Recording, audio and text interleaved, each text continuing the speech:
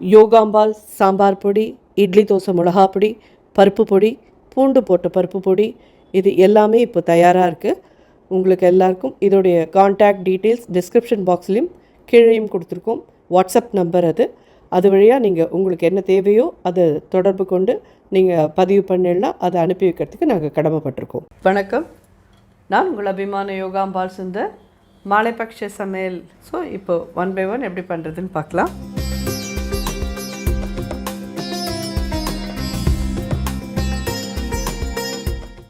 ஒரு சின்ன டீஸ்பூன் நெய் விட்டுருக்கேன்.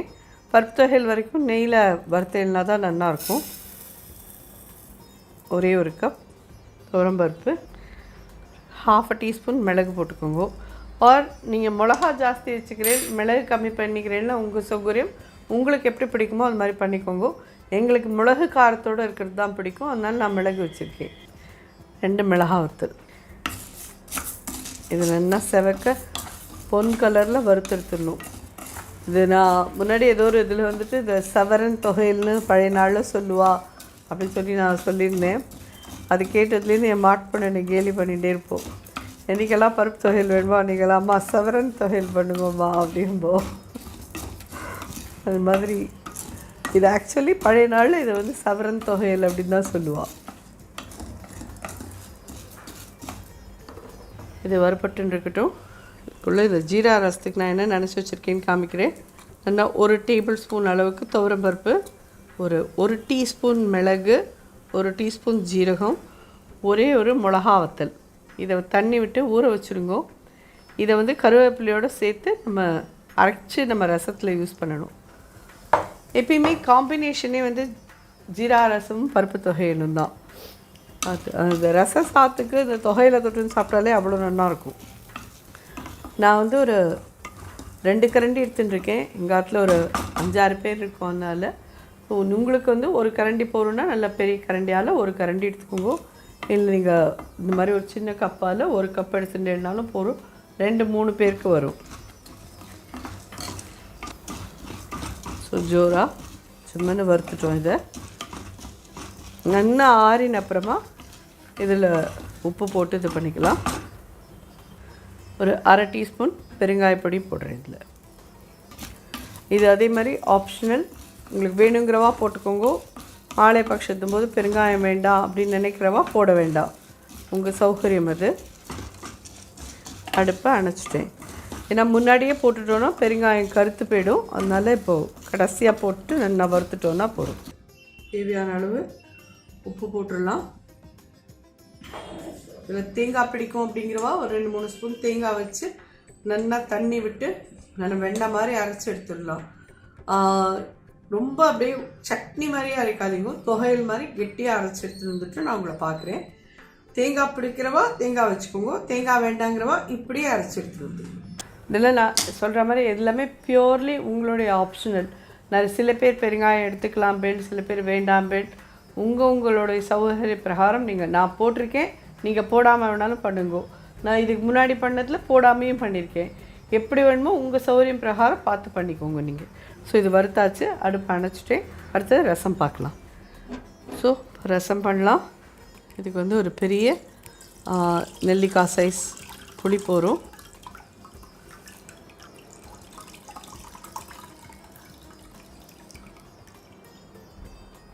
பார்த்தெல்லாம் இவ்வளோதான் எடுத்திருக்கேன். ரசத்துக்கு தேவையான உப்பு ஒரு 3/4 டீஸ்பூன் போடுறேன். பெருங்காயம் பியூர்லி முன்னாடி சொன்ன மாதிரியே தான், ஆப்ஷனல் இதெல்லாம். மஞ்சப்பொடி இதுக்கு வேறு எதுவுமே கிடையாது. நல்லா அப்படியே கொதிக்கட்டும். ஜஸ்ட் ஒரு 5 நிமிஷம் கொதிச்சா போகிறோம். இதோட கூட கருவேப்பிலை உருவி வச்சுன்னு பண்ணிடலாம். நம்ம இன்னும் ஒரு ஹேண்ட்ஃபுல் கருவேப்பிலை போடுங்க.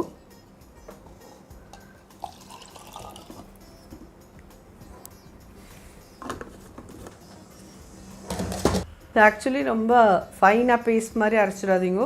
ஜஸ்ட் அந்த துவரம்பருப்புலாம் 1-2 உடையணும், மிளகெல்லாம் 1-2 உடையணும். ஏன்னா அப்புறம் ரொம்ப வண்டலாக போயிடும், ரசத்துக்கு வந்து தெளிவே கிடைக்காது. ரசம்ன்றதே நமக்கு அதோட சாரெல்லாம் எடுத்து தெளிவு தான் மெயின்.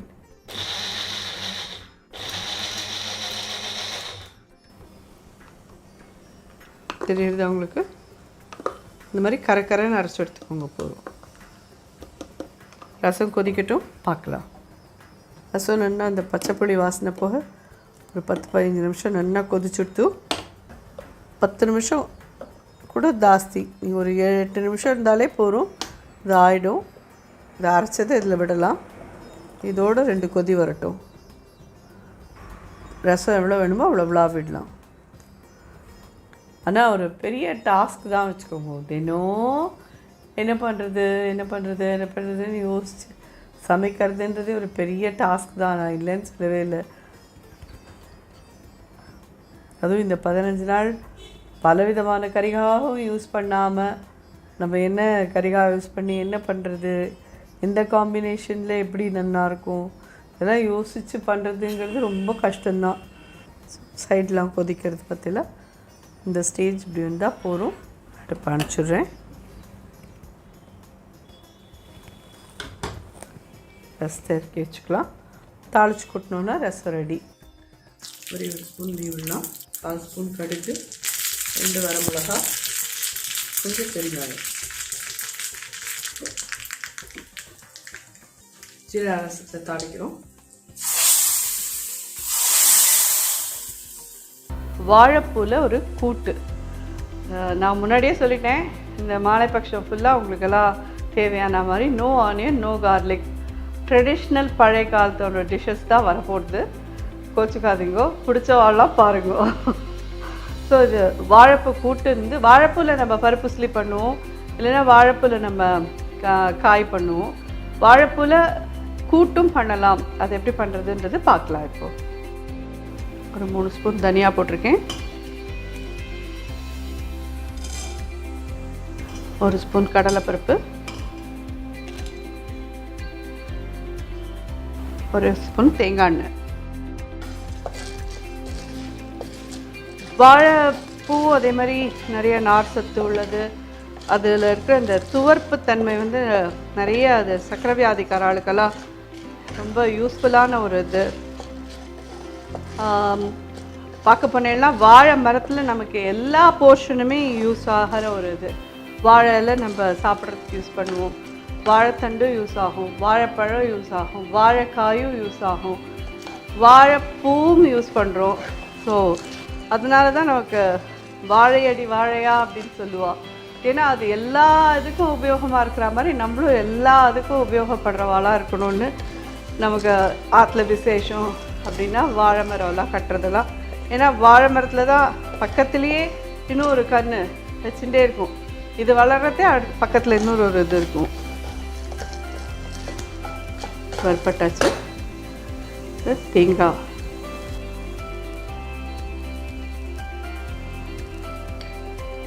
நாலு ஸ்பூன் போடுறேன். இது வறுக்கணும்னு அவசியம் இல்லை. இதை அடுப்பு அணைச்சிடுறேன். நம்ம இதை அப்படியே அரைச்சி எடுத்துன்னு வந்துடலாம். இப்போ வாழைப்பூ எப்படி பண்ணுறதுன்னு பார்க்கலாம். இந்த வாழைப்பூவில் வந்து கள்ளன்னு ஒன்று இருக்கும், நீளமாக ஒரு கொண்டையோடு இருக்கும். அதை கண்டிப்பாக பிச்சு எடுத்துடணும். அது நமக்கு உடம்புக்கு நல்லதில்லாததுன்னு சொல்லுவாள். அதை பிச்சு எடுத்துட்டு பொடி பொடியாக நறுக்கி மோரில் இது மாதிரி போட்டு வச்சுக்கோங்க. அப்போ தான் கருக்காமல் இருக்கும். அதனால்தான் சின்ன எலும்பிச்சை பழம் சைஸ்க்கு புளி கரைச்சி வச்சுருக்கேன்.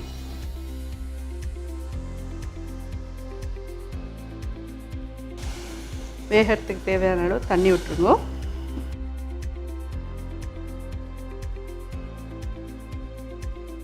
மஞ்சப்பொடி, பெருங்காயப்பொடி, உப்பு. இது என்னன்னு கேட்டேன்னா கருப்பு கடலை. நேற்று நைட்டே இதை ஊற வச்சு வச்சாச்சு.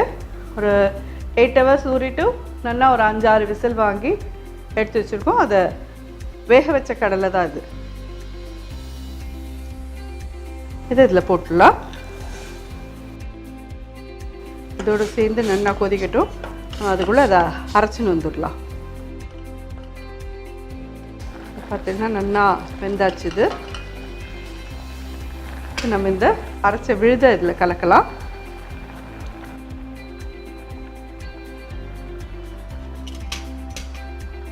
ஒரே ஒரு கரண்டி வேக வச்ச துவரம் பருப்பும் நீங்கள் கலக்கணும்.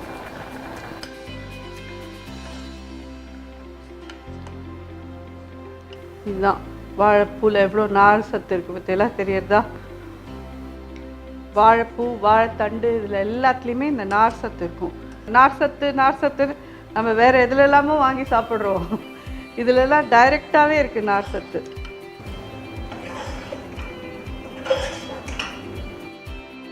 கருவேப்பிலை போடலாம். இது முடிஞ்சிடுத்து. தாளிச்சு கொட்டினோன்னா இதை ஆகிடுத்து. கூட்டு நல்லா ஜோராக ரெடி ஆகிடுத்து. இறக்கிக்கலாம்.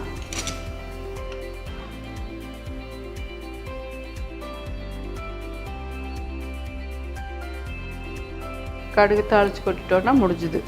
பட் இந்த கூட்டெல்லாம் நீங்கள் சாதம் பிசைஞ்சு சாப்பிட்லாம், இல்லை தோசைக்கு தொட்டுன்னு சாப்பிட்றேன்னாலும் சாப்பிட்லாம். ரொம்ப நல்லாயிருக்கும். அதில் எக்ஸ்ட்ராவாக நம்ம அந்த போட்டிருக்கிற அந்த கருப்பு சனாலாம் ஒரு பைட்டிங் கொடுக்கும். அதெல்லாம் நல்ல டேஸ்ட்டில் இருக்கும்.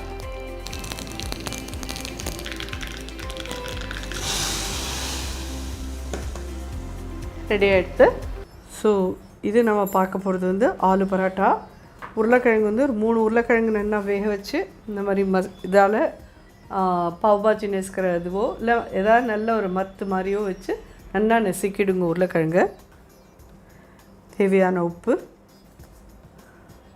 ஒரு 1/2 டீஸ்பூன் கிட்ட போட்டிருக்கேன். மிளகாப்பொடி ஒரு 3/4 டீஸ்பூன் கிட்ட போடலாம்.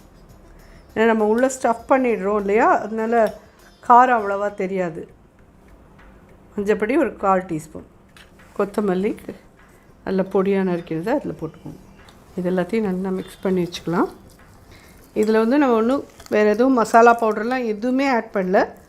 நல்லா ஒரு உப்பரப்பாக காரப்பொடியோடு நல்ல கொத்தமல்லி வாசனையோடு நல்லாயிருக்கும் இந்த பரோட்டா. ஸோ இப்போது பரோட்டா பண்ணலாம். பரோட்டாக்குங்கிறது கொஞ்சம் பெருசாக மாவு எடுத்துக்கோங்க. இந்த அளவுக்கு நல்ல பெருசாக மாவு எடுத்துக்கோங்க.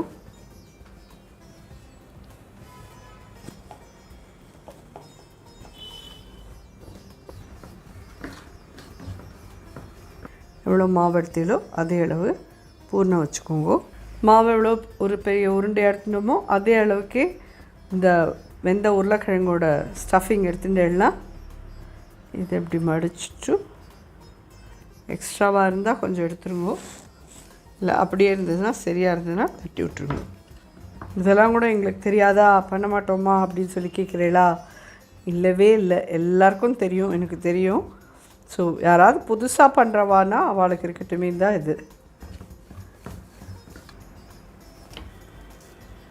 போடுற சைட் ஒரு 2 மினிட்ஸ் இருக்கட்டும். இது எண்ணெயும் நெய்யும் கலந்து பண்ணுறதுனாலும் பண்ணிக்கோங்க. பரோட்டாக்கு நல்லா இருக்கும் எப்பயுமே.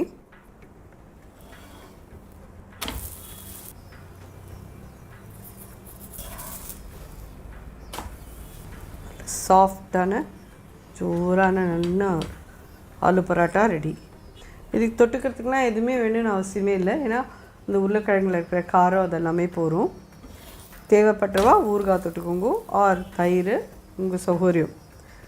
இல்லை காத்தால் பண்ண ஏதாவது கூட்டுட்டு இருக்குன்னா அதை தொட்டுக்கிறேன்னாலும் உங்கள் சௌகரியம். ஸோ ஜோரான ஆலு பரோட்டா ரெடி ஆகிடுது. ஸோ இன்னியோட எபிசோட் ஃபுல்லாகவே நீங்கள் பார்த்துருப்பேன். உங்களுக்கு இது எல்லாமே உபயோகமாக இருக்கும்னு நினைக்கிறேன். கண்டிப்பாக ட்ரை பண்ணி பார்த்துட்டு எப்படி இருந்து ஃபீட்பேக் சொல்லுங்க. நன்றி, வணக்கம்.